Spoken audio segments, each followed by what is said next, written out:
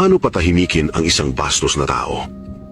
Ang pinakamatalinong paraan para harapin ang bastos na tao ay hindi palaging pagsagot o takikipagtalo.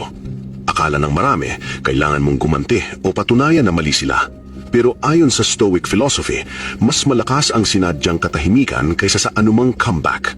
Kapag may taong bastos sa'yo, kadalasan umaasa sila sa reaksyon.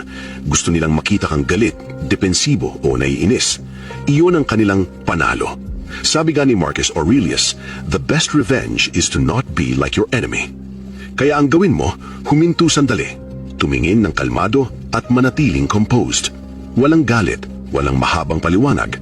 Halimbawa, may katrabaho na pinuna ang trabaho mo sa harap ng iba. Imbes na makipagtalo, sabihin mo lang, sige. Tapos ituloy mo ang ginagawa mo. Sa ganitong paraan, hindi mo ibinibigay ang kapangyarihan sa kanila. Sa psychology, ang mga bastos na tao ay lumalakas kapag may reaksyon silang nakukuha. Kapag wala, sila ang nagmumukhang awkward. Sabi naman ni Seneca, the greatest remedy for anger is delay. Ibig sabihin, piliin mong tumugon ng may kontrol, hindi dahil sa emosyon. Minsan, ang pinakamatalinong sagot ay ang walang sagot. Protektahan mo ang kapayapaan mo dahil ang taong kalmado kahit may bastos sa paligid ay mas malakas kaysa sa taong maraming matatalim na salita. Thoughts.